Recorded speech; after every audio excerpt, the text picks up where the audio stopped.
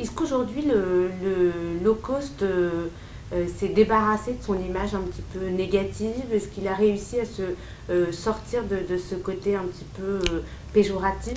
Alors, c'est vrai qu'il y a quelque temps, le low cost était paupérisé.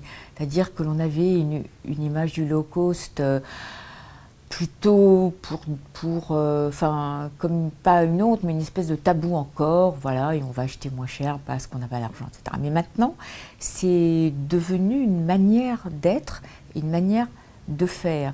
Et je pense que c'est dû aussi au fait qu'il y a pléthore de promotions, de soldes, et on ne sait plus, comme je le disais, quel est le juste prix. Donc, à ce moment-là, pourquoi acheter à un prix fort quelque chose que l'on va trouver qui sera exactement le même à un prix beaucoup moins élevé.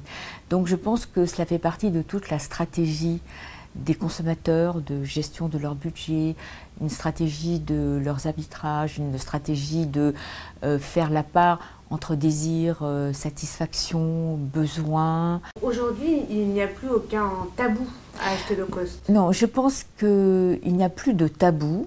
Il peut encore y avoir quelques questionnements sur la qualité réelle, mais d'un autre côté, on a vu quand même que les avions, enfin que les voyages aériens, même une grande marque, Air France, va dans le low cost aussi, chose qu'elle n'aurait pas pu faire il y a plusieurs années. Donc ça veut dire que si elle s'y risque, si les grandes marques ou les grands opérateurs se risquent à être moins chers, tout le monde y va. C'est-à-dire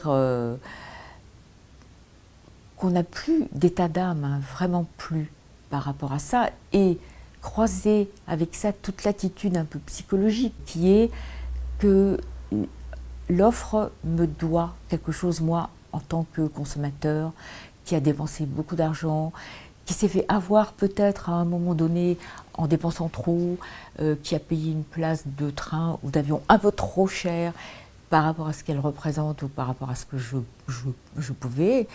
D'un autre côté, quand on baisse les prix, c'est un dû, enfin, c'est un juste retour.